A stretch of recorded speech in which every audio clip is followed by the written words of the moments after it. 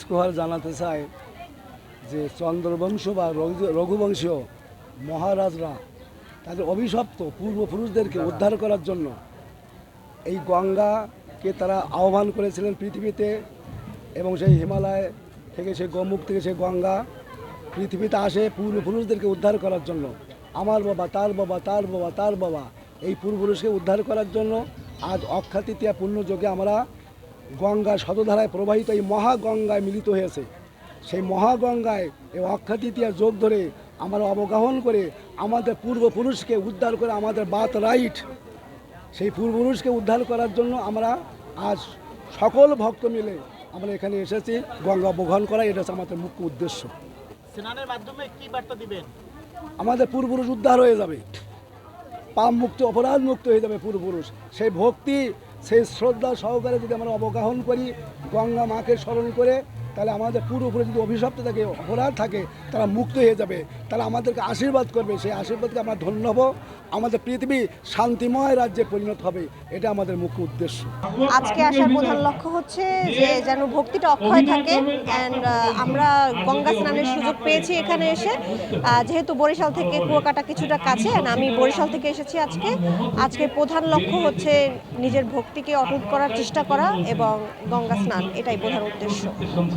এই যে সাগরে স্নান, যেটা আমাদের ধর্মীয় দৃষ্টিকোণ থেকে বলতে অনেক কথা, তবে সংক্ষেপে যেটা সেটা হলো অক্ষয় তৃতীয়া উপলক্ষে যে সাগর স্নান, আমরা পুণ্য স্নান করব, আমরা যে মোক্ষ লাভ করবো। আর মাঝখানে যে ব্যক্তিটা, সেটা হলো আমাদের একজন গুরু দরকার।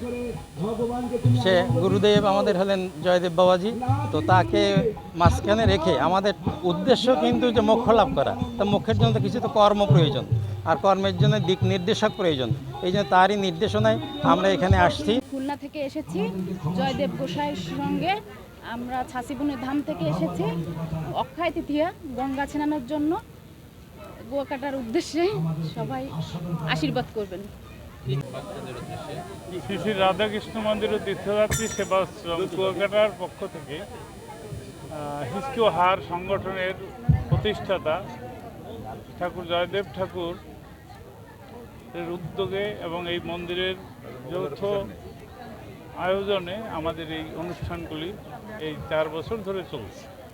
আমরা এখানে যে মেসেজটি দিতে যাচ্ছি সমাজকে, যে আমাদের একটু ছন্দে যদি বলা হয়, গঙ্গায় যদি আমরা অবগাহন করি, তাহলে আমাদের পাপ মোচন হবে এবং আমাদের পূর্বপুরুষের উদ্ধার হবে। ধর্ম বর্ণ নির্বিশেষে সেখানে একমাত্র উপরওয়ালার কথাই হয়, এবং সেখান থেকে সমস্ত জাতির মানুষ উপকৃত হয়। আজকের এখানে গঙ্গা স্নান হিন্দু ধর্ম অনুযায়ী, আমি মুসলমান হয়েও এখানে এসেছি। যেহেতু ঠাকুর এখানে এসেছেন, ঠাকুর যেখানে যায় সেখানে আমি যাই দেখতে। যেখানে সাচিবন বই দেখি, অন্ধের চোখে দেখি, ওখানে গেলে পাগল সুস্থ হয়, ক্যান্সার রোগী ভালো হয়। যেটা দেখছি মেডিকেল সায়েন্স যেটা ফেল করে, সেইটা ওখানে উপরওয়ালার দয়ায় ঠাকুরের মাধ্যমে সেটা সুস্থ হয়। আর আজকেরও এই গঙ্গা স্নানে আসার, তাদের গঙ্গা স্নান সেখানে আসে সমুদ্রে, যেহেতু সমস্ত পানি সমুদ্রে এসে গড়ায়, সে কারণে আজকের এখানে আসা। এই স্নানে অন্তত তার যতটুকু পাপ থাকে, সেই পাপটা সমস্ত পরিত্রাণ হয়, এবং সেই পরিত্রাণের উপলক্ষেই আমাদের এখানে আসা।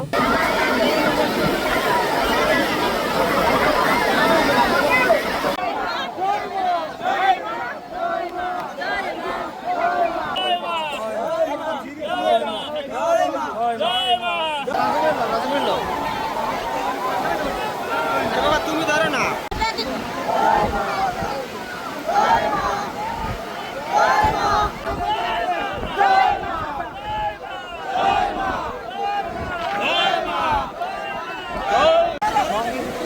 চেয়ারম্যানে ওর মারে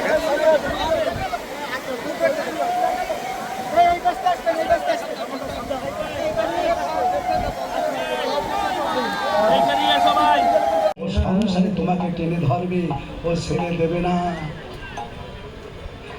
সংসারে কর্ম করো, হাতে ভগবানের কর্ম করো, মুখে ভগবানের নাম।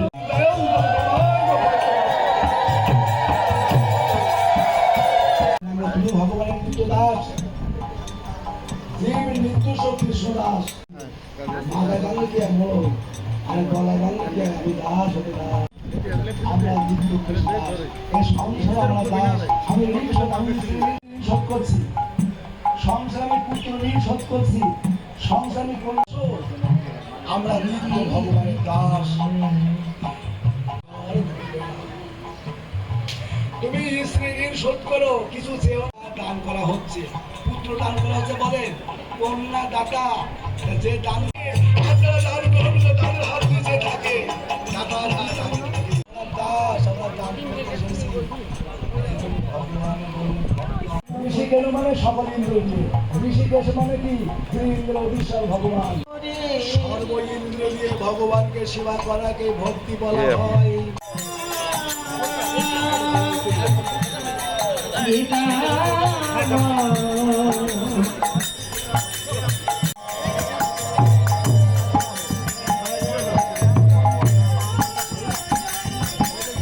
ভক্তি বলা হয়।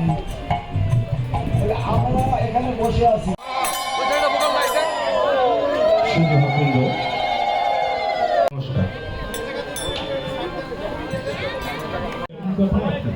একটু সময় বসে কথা শুনতে হলে এভাবে হয় না, বিশৃঙ্খলা হয়ে গেল তো অনুষ্ঠানটা।